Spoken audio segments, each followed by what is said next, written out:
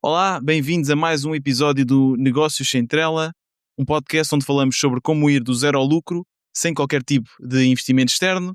Hoje aqui com um convidado, fundador da Conduru, Rodrigo. Rodrigo, obrigado por teres vindo. Obrigado, Tiago. Obrigado pelo convite. Esta conversa vai ser uma conversa em que vamos tocar em dois tópicos que eu acho que são bastante interessantes no teu perfil. O primeiro é como fazer dinheiro investindo em imobiliário, que acho que é um tópico que aqui em Portugal, e não só, mas principalmente em Portugal, é muito falado, com os preços das casas, será que é um bom investimento, será que não é? E vamos, como tu tens experiência nessa área, vamos falar um bocadinho sobre isso, quero saber a tua opinião, quero saber as tuas experiências, e depois vamos falar sobre a Conduru, que é uma empresa numa área que me diz muito, que é a gestão de condomínios, porque eu sou gestor de condomínios e sei o quão difícil isso é, e também pelo facto de ser um negócio totalmente bootstrapped, por isso tens certamente muitas coisas para contar. Por isso, Rodrigo, começamos já com uma pergunta. Ainda vale a pena investir em imobiliário em Portugal? Questão difícil, sem nenhuma resposta certa. Eu acho que, olhando um bocadinho para trás, quando eu comecei, portanto, eu comecei em 2019, e na altura, quando comecei a pensar, ok, gostava de investir em imobiliário, parece uma área promissora, o mercado na altura já estava em ascendente, e cheguei à conclusão que não tinha dinheiro para comprar uma casa em Lisboa, portanto, a minha ideia era comprar uma casa com empréstimo à habitação, mas não tinha dinheiro mesmo assim para a entrada em Lisboa. Eu comecei a ver hipóteses de zonas periféricas, e depois cheguei à conclusão que Évora era um sítio com potencial, porque havia um mercado forte de arrendamento por causa da universidade, dos estudantes, e mais algumas indústrias que se estavam a desenvolver lá. E depois, na altura, lembro-me de olhar que o rácio entre as rendas e o preço metro quadrado era de facto muito interessante, ou seja, traduzia-se num retorno bom, alto. O que é isso? O que é um bom rácio? Na altura eu chegava a ver negócios à volta dos 10% em Évora. Era um mercado que não havia tanta gente à procura e, portanto, era muito mais fácil arranjar. Obviamente, é um mercado menos líquido, não há tantos compradores em Évora como há em Lisboa, no Porto, mas eu achei que, pronto, para o meu perfil, também eu era um amador, não é? E ainda sou, mas na altura ainda muito mais, era um bom mercado porque em Lisboa já está muito mais profissionalizado, é mais difícil arranjar tão boas oportunidades, pronto, e então fui para Évora e entretanto, pronto, fui fazendo alguns negócios e, portanto, desde aí até hoje, o que eu vejo é esse rácio foi cada vez ficando pior, ou seja, menos atrativo, os retornos cada vez mais baixos, porque entretanto houve cada vez mais procura em todas as regiões, incluindo Évora, e portanto, ou seja, em termos relativos, na minha opinião, hoje está naturalmente menos atrativo investir em imobiliário do que, por exemplo, quando eu Claro. comecei em 2019. Naturalmente as rendas também subiram, ou seja, não subiu só o preço metro quadrado, as rendas também estão mais altas, mas as rendas não estão tão mais altas quanto está o preço metro quadrado e, portanto, como não houve um acompanhamento de igual para igual, acho que ficou menos interessante.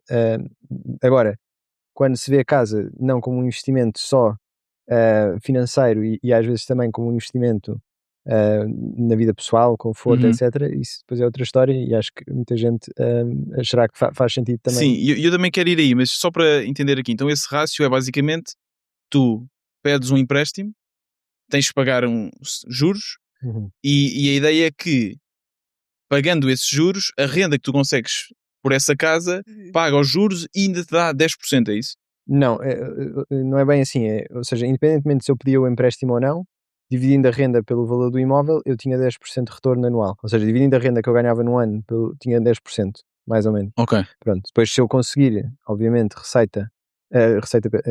um empréstimo para financiar essa aquisição, melhor ainda. E, portanto, o Ok. retorno aí ainda aumenta mais, porque naturalmente o capital que eu pus versus o valor da aquisição Certo. multiplica. E o que tu dizes é que hoje em dia essa janela de lucro é mais pequena, mas que ainda podem existir Não, bons negócios nessa. existe e há certamente muita gente que continua a fazer bons negócios, mas tornou-se mais difícil. Ou seja, por exemplo, olhando para mim, eu não sou um profissional mesmo a sério deste setor, não é? De imobiliário, uma coisa que eu fui fazendo um bocadinho on the side. E, portanto, com o meu tempo alocado a esta atividade, não é possível obter retornos extraordinários como se calhar era possível em 2019. Por exemplo, E qual é a diferença entre ti e um profissional? para começar, o tempo dedicado, sem dúvida. Ok. Depois, muitas vezes, a estrutura, a network que é investida, ou seja, pelo menos na minha experiência, muito negócio vem por network, por estar em contato com os agentes, saber o que é que se passa no mercado, que novas oportunidades é que surgem.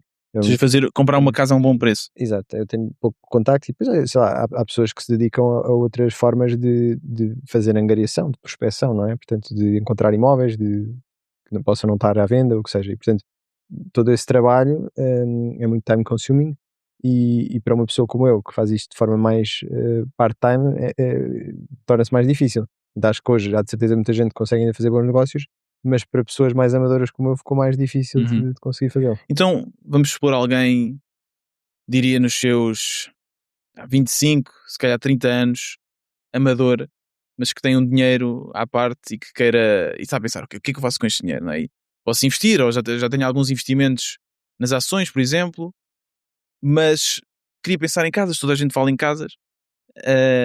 O que é que essa pessoa tem que ter cuidado? Como é que essa pessoa sequer começa? Claro. Começa em Lisboa? Começa lá fora de Lisboa? O que é que... Depende do tipo de uso que a pessoa queira dar ao imóvel. Quer dizer, se a pessoa estiver a pensar no imóvel para a habitação própria, para poder usufruir dele, acho que tem que olhar para a zona onde lhe fizer mais sentido, onde trabalha, Claro. ou nas Mas periferias. isso aí é um investimento quando tu compras uma casa Há sempre um trade-off, não é? Porque não se paga uma renda que se pagaria em outro caso e, portanto, está-se sempre a acumular não só o capital que é amortizado do empréstimo, como a própria valorização do imóvel e, portanto, tem sempre essa componente versus arrendar. Agora, a questão, pelo menos para mim, a questão que eu analiso mais é se eu utilizasse esse dinheiro que uso para comprar a casa para produzir outro tipo de retorno, noutro tipo de atividade, poderia ser mais interessante ou não. E depois eu acho que... E tu comparas com o quê? Com S&P? Com uma coisa desse género? Exato. E depois é a pergunta de segunda ordem que é preciso fazer, que é, com o tempo que eu tenho, que tipo de coisas é que eu posso investir? Ou seja, muita gente não tem muito tempo e, portanto, no limite, tipo, podem investir em obrigações ou ações ou coisas muito passivas. Agora, se a pessoa tiver mais tempo, então pode explorar mais, pode fazer, sei lá, pode prestar serviços e começar a investir numa segunda atividade, part-time, como freelancer, ou o que seja, e, portanto, a partir daí há uma série de coisas que se podem fazer. A ideia que eu tenho é que, ou seja, se eu tenho dinheiro, 100 mil euros, por exemplo, foi-me dado, foi herdado, o que seja, aí ainda posso, porque tenho dinheiro, que posso ou pôr numa casa ou investir num S&P. E aí ainda vem a pergunta, o que é que eu devo fazer com este dinheiro? Não tendo dinheiro, ou tendo só para os 10%, e depois tens que pedir um empréstimo, aí só faz sentido comprar casa, ou não? É difícil dizer, porque, ou seja, repara, se achares que o mercado vai continuar a subir e que os juros vão se manter ou descer, eu acho que no limite pode ser um no-brainer. Mas a verdade é que a história ensina-nos que não é sempre assim. E, portanto, Ou seja, o risco é ou que seja, as coisas têm os juros aumentem. as coisas têm o seu risco. E portanto acho que a escolha não deve ser sempre a mesma. E acho que, por exemplo, nós estamos num super cycle, não é? Ou seja, nós há muitos anos que não temos uma crise e parece que nunca vai acontecer mais nenhuma, mas a história diz-nos que mais tarde ou mais cedo existirá alguma e, portanto, devemos ter essa precaução de tentar ver onde é que o mercado está, porque, quer dizer, eu se não me engano, acho que Portugal é o país que nos últimos 10 anos mais apreciou em mercado imobiliário da Europa. Portanto, Portugal ou Lisboa é a capital europeia com maior rácio, maior discrepância entre o salário e os preços das rendas das casas da Europa. Ou seja, apostar que isso vai continuar a acontecer por mais 10 anos parece-me arriscado. Não estou a dizer que não aprecie, mas, ou seja, que as coisas continuem a correr tão bem como correram até agora, que por si é um fenómeno atípico, é uma aposta arriscada. Não estou a dizer que não pode acontecer, claro que pode. Achas que estamos numa bolha ou perto de uma bolha? Não sei se lhe chamaria bolha no sentido em que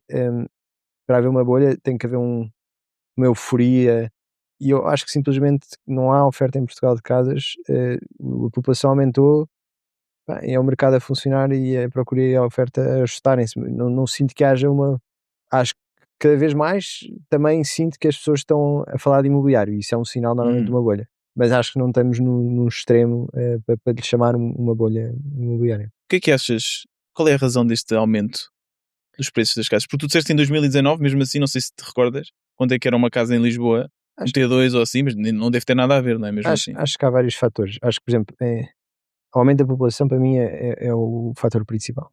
Porque, ou seja, se nós tivéssemos o mesmo número de casas que temos agora, mas a população tivesse crescido, de certeza que não tinha havido aumento de casas, porque as pessoas só precisam de casas. Mas o aumento de população, neste caso, é de imigração, não é? Sim, Porque os portugueses não estão a aumentar. exatamente. A população em geral, não é? Quantas mais pessoas houver Mais no país, procura. mais procurar por casas, portanto, naturalmente, isso vai fazer aumentar os preços. Pois, se isso é uma procura de estrangeiros, se é uma procura de estrangeiros, quer dizer, de expatriados que vêm para cá reformar-se, ou se é uma procura por estrangeiros mais jovens que venham para cá trabalhar, isso não porque tenho esses também há a dados. teoria, simplesmente há mais investidores e há pessoas, ou seja, não necessariamente que a população aumentou, mas que há pessoas que chegam aqui, grandes investidores, compram prédios, Também há. Tens os Airbnbs, por exemplo, tens... Eu acho que isso é tudo verdade, ou seja, o aumento do turismo também é um fator.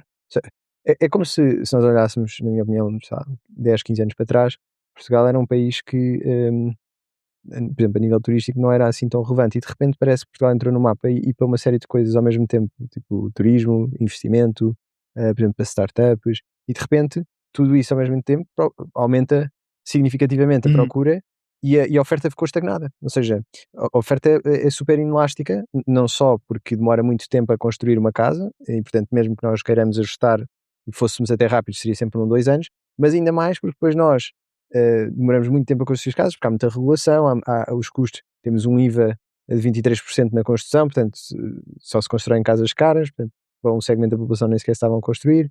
Portanto, acho que é a junção das duas coisas ao mesmo tempo, ou seja, um aumento significativo de procura com basicamente uma constante de oferta. Tu alterarias, achas que o principal problema é mesmo a burocracia e a complicação? Acho que sim. Por exemplo, eu acho que uma E das... porquê que eles não melhoram? Desculpa, mas se é isso, é um bocado frustrante, não é? Porque parece uma coisa que devia ser quase fácil de resolver, não é? Não é fácil, mas colocando uma equipa sobre isso, porque é que isso não acontece? Às vezes, assim, eu não tenho Claro, grande isso é a conhecimento de tua causa, opinião, mas a minha impressão é que às vezes mesmo que se alterem determinadas coisas a nível legislativo e tudo mais, depois na prática as decisões continuam ancoradas, por exemplo, por poderzinhos que existem numa Câmara, em determinadas pessoas em específico, e não se consegue que os processos avancem porque podem, por exemplo, estar dependentes literalmente por uma única pessoa numa Câmara.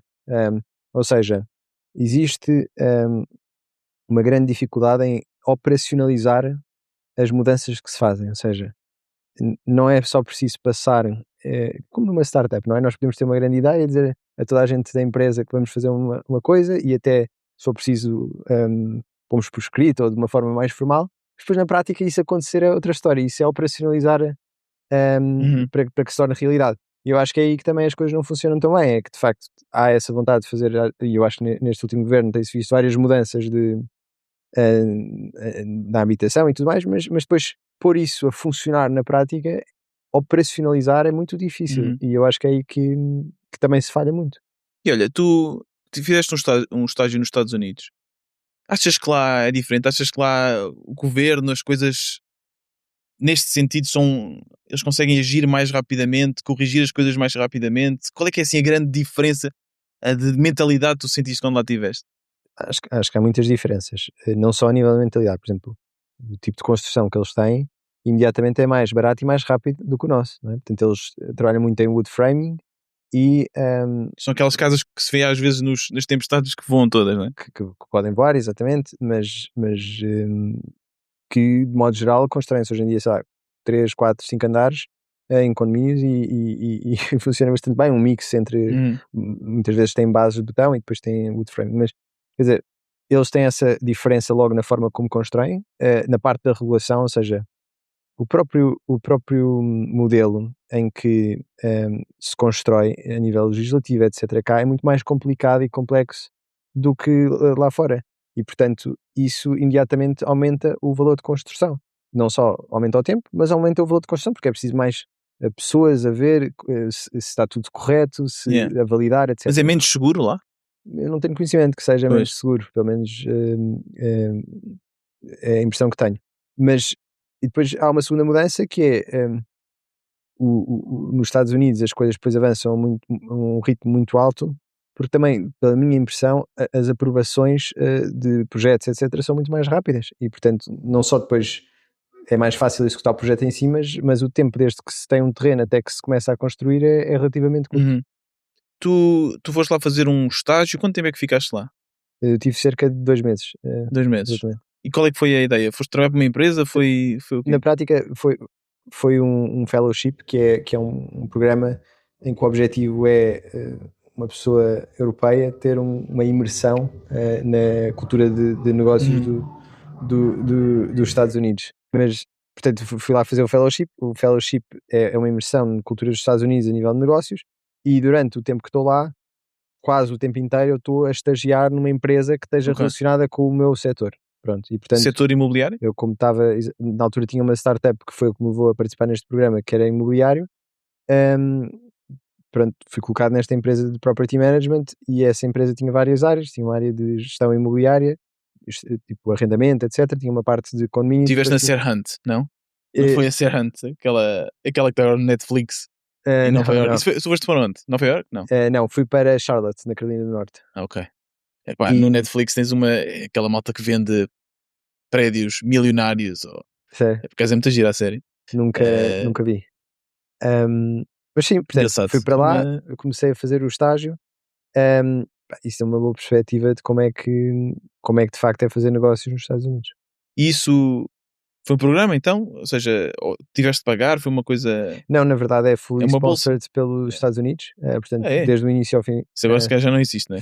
Eu, por acaso eu não tenho a certeza se existe ou não, mas chama-se YT, portanto, se houver alguém que tenha um negócio e que Uhum. tenha interesse, convida a procurar, porque de facto para mim foi life-changing, foi uma experiência espetacular. Então diz-nos lá o que é que aprendeste, o que é que foi, o que é que mudou a tua perspectiva? Acho que várias coisas. Primeiro, simplesmente sair do nosso ambiente durante um período mais prolongado, 2 meses, é bom para pôr as coisas em perspectiva e ganhar ideias. Em segundo lugar, acho que de facto os Estados Unidos têm muitas coisas que não funcionam, mas há muita coisa que funciona ali, e é por isso que eles provavelmente são a maior potência do mundo. Provavelmente não, são mesmo. E uma das coisas que eu acho que funciona é o otimismo deles. Ou seja, as coisas que eu ficava impressionado é, por exemplo, de falar de uma ideia com alguém e o nível de otimismo ser completamente diferente de em Portugal. Não só da ambição, porque têm sempre uma ambição grande de fazer as coisas em grande e de tentar escalar, mas também de acharem sempre que vai dar, e que há uma forma e que podem apresentar X ou Y pessoa. Portanto, sentia uma grande abertura da parte deles. Ou seja, a ideia aqui é, se tu dizes aos teus pais que vais largar o teu trabalho para fazer uma empresa, eles dizem, será que, mas vê lá, será que deves fazer isso? E lá eles motivam-te a fazê-lo, dão-te, dizem, vais conseguir, vai funcionar, é isso? Eu acho que no limite pode ser isso, mas mesmo que não seja isso, no sentido em que nem todas as pessoas nos Estados Unidos são empreendedoras, há uma cultura de favorecer o empreendedorismo. Ou Ok. seja, nem toda a gente tem essa veia, nem toda a gente consegue ver as coisas dessa maneira, mas, por exemplo, lembro-me de estar a fazer uma tour por Chicago no barco, e a guia estar sempre a falar das métricas financeiras de Chicago. Hum. Ou seja, eles vivem negócio, eles vivem empresas, eles vivem economia. Yeah, Isso é uma coisa deve que ser brutal. cá eu acho que nunca ouvi nenhum guia a falar. Eu também nunca fiz muitas visitas, verdade seja dita, mas não imagino um guia a falar das métricas financeiras de Lisboa Yeah, quando claro que não. tiver. Pronto. E tu achas que os portugueses têm medo de arriscar? Acho que sim, diria que sim. Em tudo, às vezes Acho que sinto está que a é um mudar um bocado em bocadinho. tudo, Acho não que há é? uma geração a vir mais risk taker, mas acho que de modo geral diria que sim. Eu sinto que às vezes as pessoas aqui têm medo de tudo. Têm medo de ir viajar, têm medo de ir para fora. Há uns que não, há um grupo de pessoas que não, e nós temos muitas pessoas emigradas. Mas por isso, se calhar as que ficam, não é? Faz sentido. eh, Têm medo de pedir um aumento, têm medo de muita coisa. Uhum. E não é só no empreendedorismo. E é engraçado, pronto, ouvir isso da tua. Eu nunca estive nos Estados Unidos, gostava muito de ir, mas realmente essa perspectiva de o empreendedorismo lá é outra coisa. É que é incentivado, tu és os heróis de Silicon Valley, Exato, sem dúvida. é. E isso mudou-te a tua perspectiva. Ou seja, quando tu voltaste para cá, o que é que mudou? Mudou, tive a Foram sorte. só 2 meses, né? É incrível como é que só Sim, em dois sim, meses sim, isso. exatamente. Quer dizer, eu já tinha empresa antes disso, Sim, sim, sim. pronto, quer dizer, não comecei a emprender por ter ido Claro. para os Estados Unidos, mas acho que deu uma perspectiva. Por Sim, se calhar exemplo, foste porque eu exatamente porque és empreendedor, é lembro-me por isso é eu que tu lembro-me foste. de uma situação em que estávamos num evento. Este programa ainda eram, eu diria, quase perto de 100 pessoas Hum. de vários países. Cada país tinha tipo 2 ou 3 pessoas. Portugal acho que só fui eu, mas por outros países tinha mais pessoas. Mas lembro-me de estar num evento com pronto, várias pessoas de várias empresas que eles tinham organizado, e de repente conhecer uma bilionária pá, que é uma coisa assim um bocado anormal, não é? Eu, pelo menos Claro. nunca tinha conhecido nenhum. Mas que ela disse como é que E isso ela aconteceu. contava, pá, como é que tinha construído a empresa com o marido e que agora a empresa era traded no New York Stock Exchange e que, pá, que tinha sido pronto, uma história de 10 anos a construir a empresa, etc.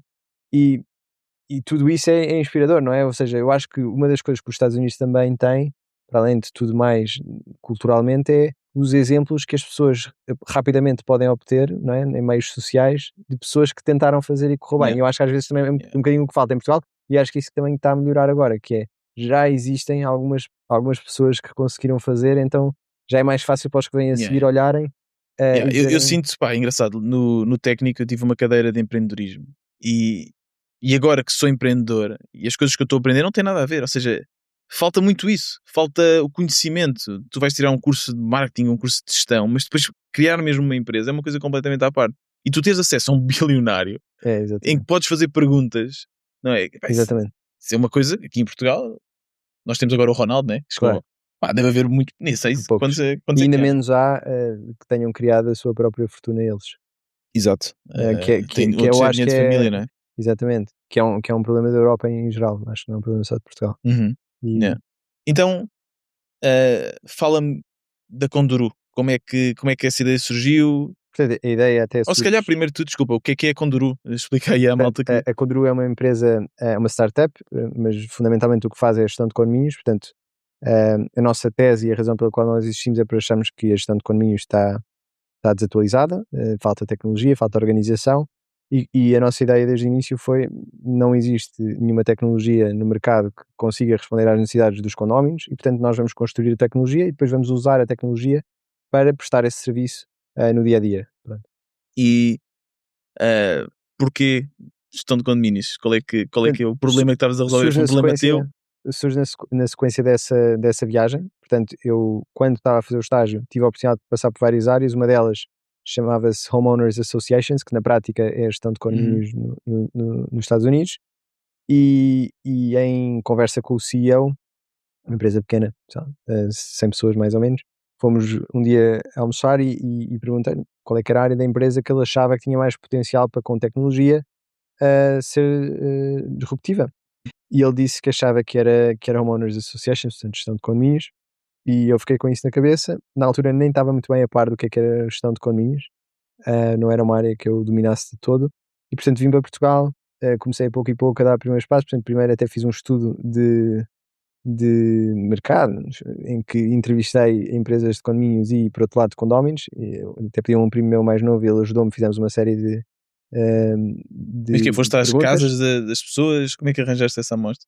Não, ou seja, falámos diretamente com pessoas que conhecemos, por exemplo, Hum. que eram administradores internos dos prédios deles, consegui arranjar algumas Acredito que pessoas. tenhas recebido muitas histórias Sim, exato, e e isso frustrações. até foi a certo ponto uma das coisas que me fez ali pausar e não começar logo de imediato, foi que percebi que isto é um setor muito duro, operacionalmente, e que para tomar a decisão de ir em frente tinha que ser assim uma coisa mesmo consciente, porque, por exemplo, comparado ao outro negócio que eu tenho, o outro negócio é um passeio, é uma coisa super Qual tranquila. é que é o do O do Giraldo? Giraldo, que é um negócio de escritórios, aquilo é Uhum. 5 estrelas, pá, não tem grande operação, uma coisa tranquila. Os condomínios é uma coisa, eu diria, Yeah. versão hardcore. Yeah, pá, a cena com o condomínio, ah, quando nos mudámos aqui para Algés e eu assumi, eu e a outra vizinha, a gestão do condomínio, a empresa que estava a gerir o condomínio, nós chegámos lá, mas isto, o prédio, a fachada está literalmente a cair, há problemas aqui, há problemas acolá, e nós, então, e a empresa, o que é que ela está a fazer? E víamos que não fazia nada. Então, mas quanto é que estamos a pagar esta empresa? Estamos a pagar, acho que era tipo 80 euros mês. Uhum, Epá, realmente 80 euros para o trabalho que há aqui para fazer, 80 euros não, de longe paga o trabalho que há aqui para claro. fazer, é impossível. Então, mas o que é que acontece? A minha impressão é que eles aceitam o dinheiro, fazem uma reunião ao ano, de vez em quando, se há algum problema lá, tentam chamar alguém, ou seja, é um valor muito baixo. Uhum, Não é? Mas depois eu também falava com a malta de lá dos vizinhos e eles também queriam pagar o mínimo possível. claro, exato. Como é Mas, que tu consegues? não, isso é ou seja, eu acho que é o problema precisamente do mercado onde nós estamos, e é por isso é que eu acho que só com tecnologia é que é possível resolver, que é, há um desalinhamento fundamental entre a expectativa que o cliente tem de serviço e o valor que ele está disposto a pagar. E, portanto, o cliente quer um serviço muito melhor do que ele tem dinheiro e quer pagar. Portanto, como é que se preenche esse gap? De que maneira que existe preencher esse gap é aumentar a produtividade, né? Como uma economia. E portanto a única maneira de normalmente aumentar a produtividade é por tecnologia, quer dizer, eu não conheço outra forma. E portanto a nossa tese é precisamente essa, para nós conseguirmos, ou seja, competir no mercado, prestando um serviço de encontrar as expectativas dos clientes, mas praticando o preço que eles querem pagar, nós temos que ser muito mais produtivos do que as empresas. E, por exemplo, eu às vezes digo, às vezes as pessoas perguntam-me, sabe, como é que é estar nesta área e tudo mais. Eu digo, sinceramente, eu nunca faria uma empresa de gestão de condomínios se não fosse para fazer como nós estamos a fazer. Eu acho que não é negócio. Não, e é infernal. Porque sem tecnologia, sem fazer coisas para serem feitas à escala, uma empresa com uma ou duas pessoas lá dentro é impossível. Por isso é que... Mas quase todas as empresas são assim. Ou seja, a maior parte das empresas do setor eu acho que não funcionam. A maior parte das empresas não funcionam. Exatamente. Se tu vais às reviews, eu tentei ver reviews nessa altura, antes de assumir, ok, não, vamos ter de ser nós a fazer. Não sei se via com Duru, eu acho que já existia, estava no início. E eram só reviews, uma estrela horrível, fomos roubados. Eu acho que a maioria das duas, ou há uma ou outra empresa que realmente aceitam e dizem, não, vocês têm que pagar bem para a gente gerir isto como deve ser. E vão a um prédio que aceita isso. Ou então, ok, pronto, a gente pede aqui 80 euros, 100 euros, mas já sabemos que vamos fazer os mínimos. Sim, é exato. Mas mesmo quando se paga bem, é verdadeiramente difícil operacionalmente, ou seja, não é só um problema de Mas esse dinheiro depois tens que escalar a equipa, né? Claro. Tens que usar isso para escalar a equipa. Mas, ou seja, o que eu quero dizer é, por exemplo, se nós puséssemos, existe um vídeo do founder do Airbnb a dizer, tipo, que ele chama 10-star experience, acho que é assim. Ele diz, ok, o que é que seria uma 5-star experience no Airbnb, depois o que é que seria uma 6-star, cada vez é melhor, coisas assim espetaculares que nunca vão acontecer, mas é um exercício para perceber o que é que de facto seria uma experiência incrível. E se nós fizermos esse exercício, o que é esperado de um gestor vai muito para além das coisas que se tenta fazer hoje bem. Ou seja, o que é suposto hoje fazer bem é, por exemplo, saber dirigir uma boa assembleia com tudo preparado, para que de facto se possam fazer deliberações, ter as contas totalmente em dia, com os saldos corretos e ter essa parte toda, as manutenções serem rápidas, haverem fornecedores. Isso é a base, isso é aquilo que toda... Mas o gestor do futuro, pelo menos é assim que nós imaginamos, é o que nós estamos a tentar fazer, deve ser muito mais do que isso. Deve conseguir, por exemplo, reduzir custos, tentar analisar faturas, ver pricing, saber que o mercado está a praticar assim em determinado setor e portanto se pode baixar, deve ter tecnologia. A experiência 10-star, não é? Exatamente, e portanto o que eu acho é, sim, o mercado não funciona e há uma expectativa que nem sequer está a ser não é? Está a ser alcançada, mas acho que ainda existe depois um potencial acima disso que é fazer muito mais pela economia do que sequer as pessoas mas uma coisa engraçada, tu dizes ok, a malta quer pagar 100 euros mas na verdade o serviço, para ser um bom serviço, deveriam pagar 500, por isso vamos usar aqui as ferramentas que nós temos em termos de tecnologia para conseguir pegar no serviço de 500 e vendê-lo a 100. Mas a minha pergunta é, em termos de negócio, o ideal era que a malta pagasse mais, não é? Para ti, para um negócio. Eu acho que é aí que há o win-win, no sentido em que nós vemos claramente que, por exemplo, muitas vezes acontece, um cliente entra para nós e nós temos 3 tipos de planos. Entra com um plano comfort, porque é um plano mais barato, tem ali as coisas mais básicas, etc. As coisas correm bem, no ano a seguir já faz um upgrade e está disposto a pagar mais. O problema neste momento é que as pessoas, pelo menos é a minha visão, que é, as pessoas já estão tão queimadas, digamos assim, no mercado, que mesmo que eles achem que nós até temos possibilidade de fazer um bom trabalho, etc., eles não confiam em nós. E, portanto, eu acho que essa willingness to pay até depois existe, uma vez que as pessoas comecem a ver que as coisas verdadeiramente funcionam. Portanto, eu acho que é depois possível, de facto, também melhorar um bocadinho os chamados unit economics do negócio, porque simplesmente as pessoas veem um bom serviço e também acabam por estar dispostas a pagar. Parece uma empresa complexa, com muita tecnologia envolvida. Como é que uma pessoa faz isso sem investimento externo? Acho que há aqui vários pontos importantes. Portanto, acho que em primeiro lugar, uma das grandes razões que nós temos conseguido fazer isto foi porque nós partimos de um stack no-code inicialmente. E isso baixou drasticamente os custos e subiu a velocidade de desenvolvimento. Nós usávamos e usamos ainda Airtable, usávamos Fillout e Documint. Não conheço. Conheço Airtable, mas os outros não conheço. Pronto. E... ferramentas que permitem basicamente fazer aplicações Exato. sem fazer código. Exatamente. Eu não sou programador. És só tu? Exato. Ou seja, no início eu contratei uma equipa, que eram mais 3 pessoas, começaram de início. Mas aí tem que haver investimento.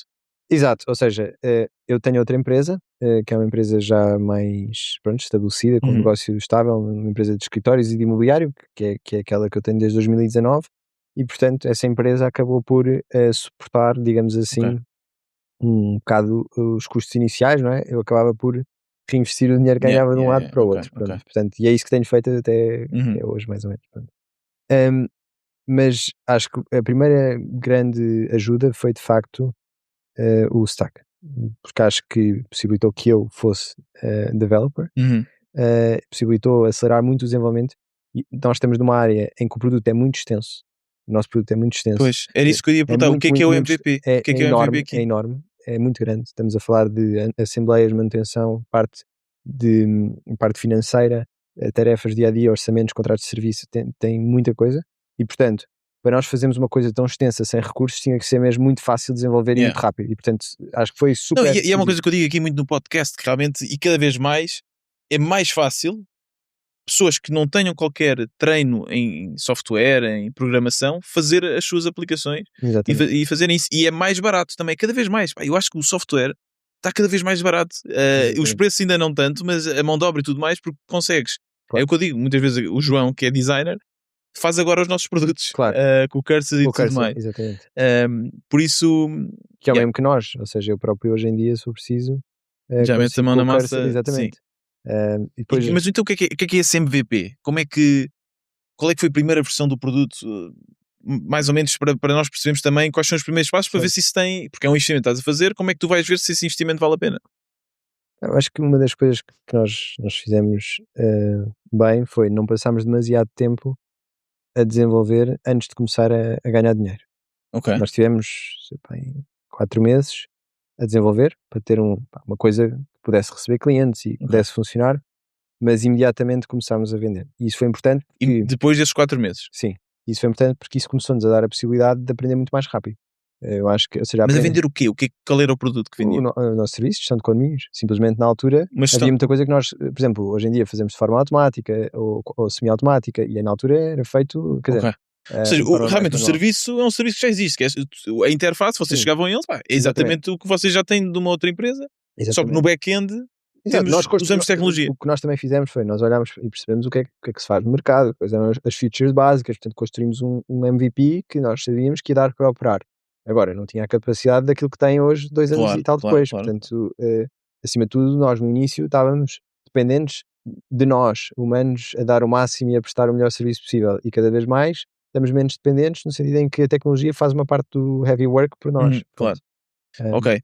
Então tu pegaste na ideia, entrevistaste pessoas para conhecer um bocadinho mais da indústria, tu já conhecias, fizeste um curso online de gestão de condomínio. Exato. Isso existe sequer? Acho que existe, até existe mais do que um, se eu não me engano.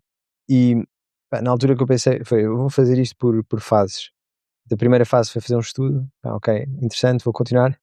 Depois numa segunda fase fiz o curso. Numa terceira fase fui para uma empresa que estava à venda, e depois eu falei com o senhor e fiquei lá a fazer um estágio. Portanto, fui aumentando o meu grau de... Mas o que é um curso de gestão de condomínio? É um curso que cobre as áreas todas que a pessoa tem que saber para poder operar na área dos condomínios, ou seja, por exemplo... E é dado por quem? Neste caso era por uma associação, mas há mais acho que há mais do que um curso destes. Ok, isso é coisa para... Quanto é que custa um curso desses? Posso estar enganado, mas eu acho que paguei tipo 75 euros. 75, se calhar eu devia também fazer isso, é uma coisa... É online ou é presencial? Foi online. Eu gosto desse teu approach, de ir... da forma como tu, por step by step, né, passo a passo, vais aprendendo mais e ok, vamos aprender falando com as pessoas, vamos fazer um curso e agora vamos criar o MVP, low code, no code, e começar logo a vender. Porque... Mas é importante dizer uma coisa, eu demorei 1 ano desde que vim dos Estados Unidos e pensei naquela ideia e comecei a fazer o questionário, até que depois um ano depois estava de facto a começar com o Duru e a contratar as pessoas iniciais, ou Mas seja, estavas a fazer outras coisas também, não, estava a fazer outras coisas. E isso também era uma parte importante, ou seja, eu percebi que, ok, isto tem um potencial de facto grande, portanto, eu tenho que ter uma dedicação semi 100% Yeah. a isto, portanto, eu tenho que preparar a minha vida para eu poder Claro. dedicar-me 100% a isto. E isso era uma das coisas importantes, ou seja, eu tinha que garantir, por exemplo, que a outra empresa estava tipo em piloto automático. Claro. E depois de começar a vender, não sei se queres dar números ou não, mas mais ou menos para nós percebermos como é que foi a evolução. Ou seja, começaste logo a vender, quanto tempo é que demorou a ter o suficiente para pagar os salários Nós da malta? tivemos um bocadinho mais que 18 meses a perder dinheiro. E Ok. alguns meses a perder bastante dinheiro. Ok. Porque eu não acho, ou seja, se eu não tivesse outro negócio, teríamos tido que levantar uma dinheiro. ronda. Há alguma forma, haverá alguma forma de fazer isso sem perder tanto dinheiro ou investir tanto dinheiro? Acho que há, mas acho que o tempo que seria demorar. Isto é um negócio que a parte mais difícil é de facto que são muitas partes juntas e enquanto se é pequeno tem que saber das várias partes ao mesmo tempo e isso é muito complexo e é muito frágil. A empresa é muito frágil nesse momento e, portanto, quanto mais rápido nós conseguimos sair dessa fase em que uma pessoa tem que saber 5 coisas e passa uma pessoa a saber de cada coisa, maior a probabilidade de sucesso, pelo menos era assim que eu via. Ok. Portanto, se eu não tivesse tido, se não investisse tanto como investi no início, acho que nós corríamos o risco de ficar 2, 3 anos. E às vezes também as janelas de oportunidade têm o seu timing. Por exemplo, eu imagino que, sei lá, pessoas da equipa que estão super motivadas, estão alinhadas com o projeto. Se eu, em vez de lhes dizer, olha, isto vai crescer a esta velocidade, em um ano vamos fazer X e em 2 e em 3, disser, pá, nós daqui a 5 anos vamos fazer o que podíamos fazer em um ano. Pá, Yeah. não tem o mesmo nível de motivação. Como é que foram esses, ou seja, então como é que tu dividiste isso? A malta estava a fazer, tu ias vender, ias porta a porta, como é que é esse canal de distribuição no início e já agora sim é o mesmo? Os canais são relativamente parecidos, alguns foram acrescentámos, mas na prática eu tinha alguma experiência porque eu trabalhei numa startup de seguros que tinha um tipo de venda parecido, B2C, como este online. E portanto, eu aprendi um bocadinho como é que se joga esse jogo de vender online, dar propostas, orçamentos. E portanto, nós fizemos uma proposta online em 2 minutos em que a pessoa recebe diretamente do seu e-mail e depois nós damos Do seguimento. cold email? Foi essa a estratégia? Não. As pessoas vêm até o nosso website de várias formas possíveis, através de anúncios ou de outras. Mas qual é que era a forma principal? Anúncios. Anúncios? Ou seja, há uma parte orgânica significativa, porque entretanto, sei lá, nós tivemos PR, tivemos outras formas de chegar a clientes, mas uma parte também de anúncios. E, portanto, nós damos a proposta e não há um trabalho inicial humano para chegar ao cliente. E esses anúncios eram o quê? Google Ads? Sim, um dos canais que nós utilizamos é Google Ads. Ok. Google Ads, trazer a malta para o site, do site, depois eles metem o seu e-mail, enviar uma proposta, qual é que é o próximo passo? Fazer uma reunião? Sim, depois pode ter vários passos, dependendo, sei lá, já temos casos de clientes que entram e estão, sei lá, em uma semana a assinar um contrato, porque têm logo a assembleia e são mais despachados, digamos assim, como temos clientes que se for preciso reunimos 2, 3 vezes Claro. portanto, depois varia um bocadinho o perfil. Uma boa pergunta aqui do João. Como é que porque estavas a investir o teu dinheiro e uma questão que nós temos sempre é: será que está na altura de matar o projeto ou continuar? Porque um erro que eu vejo também muitas pessoas fazerem é insistirem, e às vezes durante anos, num projeto que não está a dar, não está a levantar voo. Quais foram as indicações que foste retirando da Conduru que te diziam, isto está a funcionar? Qual era a métrica-chave? Eu acho que há duas questões que é, uma questão é se o negócio pode dar dinheiro ou não, e eu acho que essa questão nunca teve muito, apesar de eu estar a perder dinheiro, isso nunca teve muito em questão. Vou explicar porquê. Porque nós investimos muito em tecnologia. Uma empresa normal não investe nada. Se eu tirasse a componente de tecnologia já estava a ganhar dinheiro. Portanto, essa questão de se o negócio dá dinheiro, quer dizer, isto é um negócio tradicional que muitas empresas fazem e não vamos ser nós que, acho que à partida temos tendência a ser mais eficientes do que as empresas médias, Claro. que vamos perder dinheiro. E portanto essa questão de não fazer dinheiro, simplesmente eu sabia que para de facto construir uma coisa como tinha imaginado e tudo mais, pronto, era preciso perder dinheiro, mas isso não está em questão. A segunda coisa é, de facto, se vale a pena o negócio ou não. Porque, ou seja, às vezes eu acho que uma das características que que é importante avaliar é se o negócio tem fit para o founder. Sei lá, Vês-te a fazer isto nos próximos 10 anos ou 20 anos, exatamente. não é? E eu aí, ou seja, a minha questão sempre foi se era possível de facto escalar a tecnologia para funcionar para milhares de pessoas. E eu sempre achei que sim, mas obviamente pelo meio, às vezes uma pessoa está a viver ali situações que parece estar dentro de um buraco e pá, que começa a ver a pensar, não é? Se as coisas vão funcionar. De facto, as coisas foram sempre evoluindo, há altos e baixos normais, mas acho que hoje em dia é um no-brainer, ou seja, nós estamos super convictos do que estamos a fazer, acho que, pá, que consistentemente nós vemos Uhum. provas de que as coisas estão a melhorar. Acho que uma das métricas mais importantes é o número de pessoas que referencia a Condu, que tem subido brutalmente, e portanto acho que hoje em dia estamos mais do que Ou convictos. seja, tu neste momento estás a fazer alteração, em vez de ser só os ads, a tua maior fonte de tráfego ou novos clientes é passa a Sim, palavra. eu diria tipo, diria que estamos muito perto de 50% da nossa aquisição vai ser de referência. Que é o ideal porque não tens que investir dinheiro Não temos, exato. nessa parte. E eu acho que é uma tendência natural, porque acho que é uma, ou seja, nós estamos num tipo de serviço que metade de Portugal tem, ou podia ter, porque Pois. há prédios que não têm empresa, administração interna, mas Uhum. 5 milhões de pessoas vivem em apartamentos e, portanto, é um mercado muito grande. Portanto, há uma tendência eh, para se procurar referências, pelo menos isso é uma parte significativa. E, portanto, eh, nós só temos que prestar um bom serviço e uma vez que o façamos vai ser natural que isso vai acontecer. E pelo menos o que nós estamos a ver, ou seja, no início não tínhamos referências nenhumas, não é?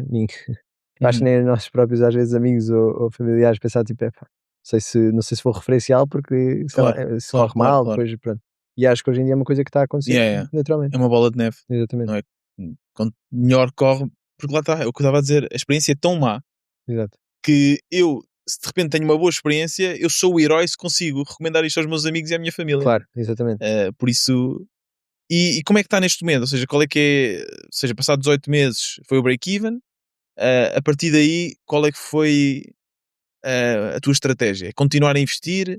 Continuar a não tirar salário para Sim, ti? eu não tiro salário nem há lucros quando é break-even e é tipo as longas. Ok. Ou seja, Mas eu, isso não é bem a atitude bootstrapping, né? Ou seja, bootstrap é ser um bocadinho aquela ideia de um lifestyle business, ou pelo menos ir tirando dinheiro, salários altos nem tanto pensar numa grande exit. O que é que tu pensas? Pensas numa exit ou pensas qual é que é assim a estratégia?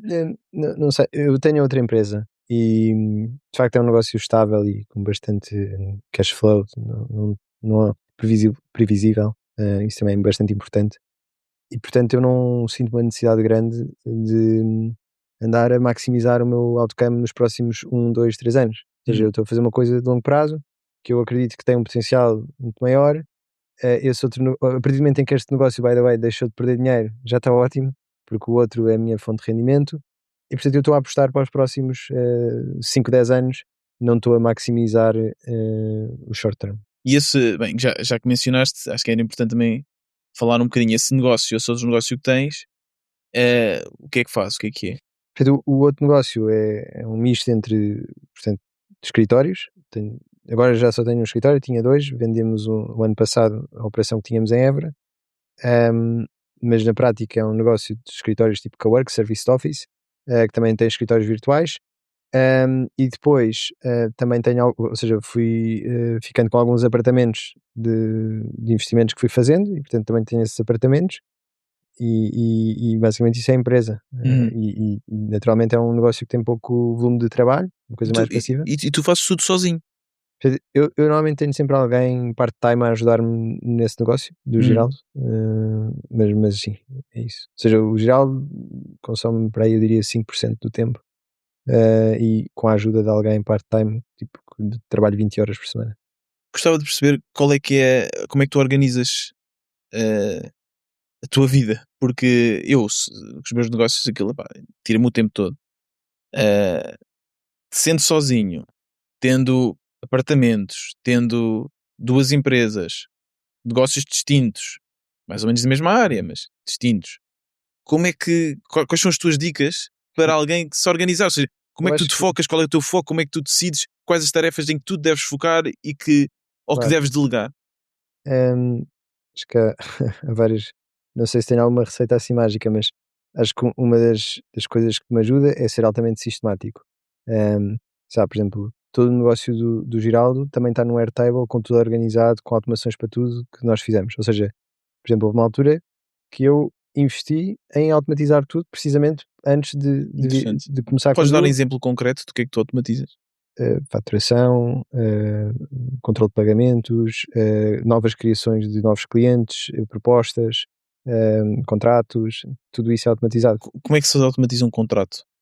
Portanto, nós standardizamos um contrato, não é? Num template e depois, ou seja, o cliente registra-se, faz um percurso, assina e depois nós com uma automação, portanto com um script de código, produzimos esse contrato com as variáveis todas preenchidas. Por exemplo, nós no geral temos, sei lá, não sei agora quantos, mas mais de 100 clientes de escritório virtual. E escritório virtual é um serviço, valor baixo, sei lá, 25, 30, 40 euros por mês, cada cliente. Mas é um serviço que não nos dá trabalho operacional porque o cliente registra-se online, assina o contrato online, é tudo gerado automaticamente, ele começa a pagar, hoje em dia os pagamentos até são por Stripe, portanto Yeah. nós, a maior parte dos casos, já nem temos que tratar de nada. E portanto isso permite que, por exemplo, nós tínhamos mais de 100 clientes em escritório virtual, Yeah. mas não tínhamos É que engraçado que tu trabalhar dizes muito. nós, mas na verdade quem tem essas ideias és tu. Sim, pá, eu pensei, nós também penso na pessoa que me ajuda, Sim. e também, por exemplo, uma das pessoas que está desde o início na Condru, foi uma grande ajuda para mim, por exemplo, no Giraldo, ele veio já comigo no Uhum. Giraldo. E qual é que é a tua framework para decidir automatizar um processo? Tem que acontecer mais que uma vez? Tem que... Acho que tipo, não, acho que todos os processos são automatizáveis, ou quase todos. Tipo, há muito pouca coisa que não vale a pena Mas há coisas que são automatizar. mais difíceis de automatizar do que outras, não é? Mas tipo, Cada vez menos com o AI, mas... é isso, tipo, hoje em dia há muito. Se calhar se olhássemos há 5 anos havia muita coisa que era mais difícil, mas hoje em dia tipo, existe exatamente esse caso, que é, isto é um edge case ou assim, mas depois na prática com AI se calhar já não é tanto e é possível automatizar. E depois também é assim, a velocidade de desenvolvimento vai aumentando. Eu quando comecei se calhar era um bocado mais lento, ou as pessoas que trabalham comigo também, estávamos a aprender as tools. Hoje em dia, tipo, para nós montar um processo, nós já temos aquilo mais ou menos na nossa cabeça, como, sabe, fazemos uma coisa nova e não é um grande custo para nós. Às vezes é quase mais fácil automatizar do que fazer a tarefa em si. Yeah. E isso não é uma coisa comum, não é? Tu falas com outros empreendedores, tu sentes que eles têm essa ideia, ou que as empresas no geral, as empresas portuguesas, eu às vezes falo com pessoas que trabalham em empresas portuguesas e dizem, eu tenho sempre que abrir o e-mail e fazer isto e perco imenso tempo. Porque é que não está essa ideia de vamos automatizar? Acho que às vezes é só desconhecimento do que já é possível fazer. Às vezes se as pessoas soubessem e perdessem um dia ou dois, iam ficar até entusiasmados. Por exemplo, eu tenho um amigo meu, eu tenho uma empresa e eu disse, tens que experimentar o Lovable, que eu nem uso, mas que sei que é muito bom. Tens que experimentar o Lovable, ele de repente experimenta um dia o Lovable, eu digo, Rodrigo, isto é fantástico. Yeah. Eu nem imaginava que podia fazer. As pessoas não têm ideia que é fácil e acessível. Eu descobri há pouco tempo o NA10. Exato. Não sei se conheces. É um ótimo user. Agora tem uma cena que são os agentes, em que tu só ligas lá as ferramentas, descreves o que é que queres. Aquilo é um empregado da AI, aquilo está-me a mandar as newsletters, está-me a fazer esse processo todo. E a minha ideia mesmo é essa, vamos automatizar tudo o que conseguimos. Exato. Criação de conteúdo, fazer isso tudo. Eu acho que a outra razão, porque as pessoas, os empreendedores, muitas vezes também não automatizam os processos, isto é uma opinião mais pessoal minha, mas é porque eles acham que construir uma startup é construir o produto, não é construir a empresa. E isso, qual é a diferença? A diferença é o seguinte, eu posso ter uma ideia de uma nova tecnologia ou uma startup, o que seja, desenvolva a tecnologia, de facto, vêm imensos clientes e está tudo a correr bem. Mas isso é só o produto. Depois existe toda uma empresa à volta e que tem os seus processos em todas as áreas, desde operações, recursos humanos, engenharia, e as pessoas negligenciam que construir uma startup é construir a empresa, é construir todas as áreas, não só o produto como o back-office da empresa toda. Eu acho que é aí que também as pessoas às vezes se esquecem um bocado. E eu acho que também se esquecem muito da parte do marketing, da distribuição, não é?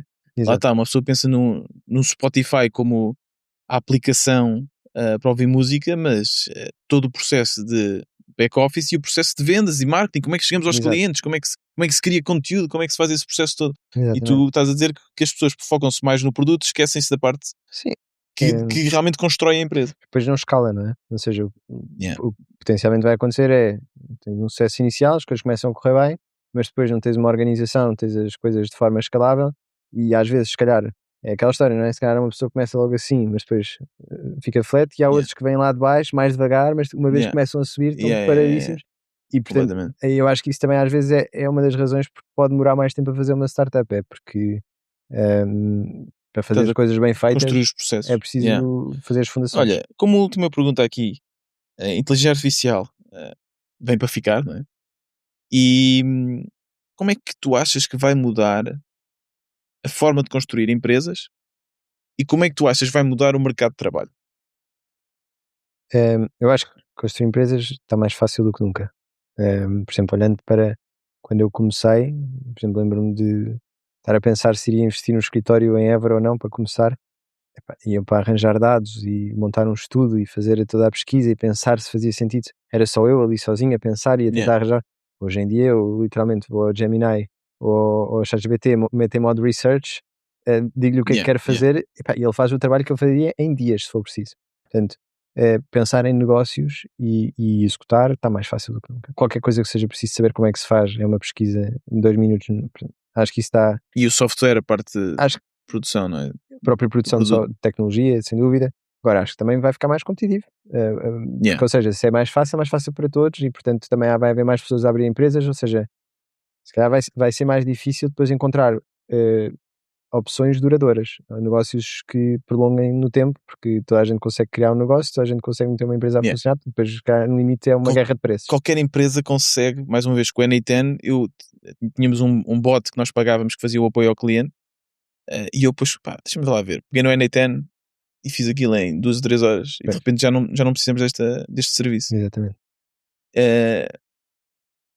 E para as pessoas do mercado de trabalho? Eu não tenho uma opinião muito formada, ou seja, percebo, há duas narrativas, não é? Há a narrativa de que a AI vai acabar com os empregos e principalmente primeiro aqueles que são no computador e depois os Yeah. do mundo físico, um, com os robôs, mas depois há outra narrativa que é não, a AI vem aumentar a produtividade por pessoa e portanto sempre que se aumentar a produtividade as empresas até estão dispostas a contratar mais porque na prática cada ser humano está a produzir mais e portanto a empresa ainda vai crescer e vai eu não tenho uma visão muito bem Do que é que. formada ainda do que é que vai acontecer. O que eu acho que naturalmente vai acontecer no curto prazo é quem não souber adaptar-se vai perder. Pois. Isso é a única coisa que eu sei. A todos os níveis, pode ser pessoas de trabalhos mais desligados de tecnologia, como os próprios programadores. Ou seja, a forma como Completamente. se produz hoje código, pá, se alguém não quer usar o cursor ou outra tool semelhante, Yeah. pá, está a perder. Sabes que o que eu penso é, eu gosto muito deste tema, e há 2 cenários para mim. O cenário número 1 é que a inteligência artificial continua a desenvolver-se ao ritmo que se desenvolveu principalmente há 2 anos atrás. E aí pá, é o descalabro. Porque aí chega a um ponto que começa a substituir gestores, começa a substituir a parte pensante da empresa. E aí não sei mesmo qual é o papel do ser humano. O que eu acho que vai acontecer não é bem isso. Eu acho que já estamos a chegar a um platô. Acho que o desenvolvimento já não é tão a pique como estávamos no início, mas que já vem substituir muito, principalmente a mão de obra dentro da parte de software menos qualificada, que às vezes é outsourcing, o chamado Code Monkey, ok, faz este software. E que a evolução natural é, tu em vez de passar a ser um empregado, um operador, alguém que atua sobre algo, passas a ser um gestor da AI. Exatamente. Que tu tens empregados da AI, que são os cursors da vida, e tu és um supervisor. E tu tens a ter as bases da engenharia, de software e de negócio e tudo mais, mas não és tu que vais fazer a research. Tu pedes ao GPT para te fazer a research e indicas mais ou menos o que é que queres que faça. Sim. Pode ser um reviewer, não é? És um reviewer. E eu acho que se a malta não se adapta, concordo perfeitamente. Pá, não é hipótese, a malta tem que se adaptar. E isso é para sobreviver, mas para ganhar ainda é mais importante, não é? Ou seja, pois acho que há uma distinção a fazer que é, as pessoas podem só simplesmente querer ter trabalho, etc. Mas, por exemplo, no caso de uma empresa, se uma empresa quer ganhar, não só tem que saber da AI, como tem que dominar a melhor forma de aplicar a AI. Ou seja, já tem que estar dentro de usar a AI, mas tem que... Porque depois aí eu acho que ainda há um grau de diferenciação muito, muito alto. Por exemplo, há empresas que têm poucas pessoas e o output é gigante, startups inclusivamente. Yeah. E depois há outras que têm tipo, sabe, às vezes 5 vezes o número de pessoas e o output deles é igual ou pior. E eu acho que a grande razão é porque essas pequenas empresas, essas pequenas equipas sabem fazer leverage, vantagem, não é? Da AI Sim. de uma forma completamente diferente, que nós ainda nem, só se calhar daqui a 5, 10 anos é que se vai saber as best practices de como utilizar a AI. Completamente. Rodrigo, muito obrigado Obrigado, eu. por teres vindo aqui ao Negócios Sem Trela. Vou linkar a Conduru, vou pôr também o teu LinkedIn nas notas do programa, se a malta quiser arranjar uma solução para a sua gestão de condomínios. Obrigado. E para a malta que está a ver ou a ouvir, se estiverem a ver no YouTube, subscrevam ao canal, deixem um comentário, alguma pergunta para o Rodrigo, podemos até eventualmente trazê-lo de volta, se tiverem perguntas suficientes. E se estiverem a ouvir no Spotify, uma reviewzinha, também podem deixar comentários agora no Spotify, isso também é possível. E muito obrigado por estarem aí, e na próxima quarta temos outro episódio. Obrigado.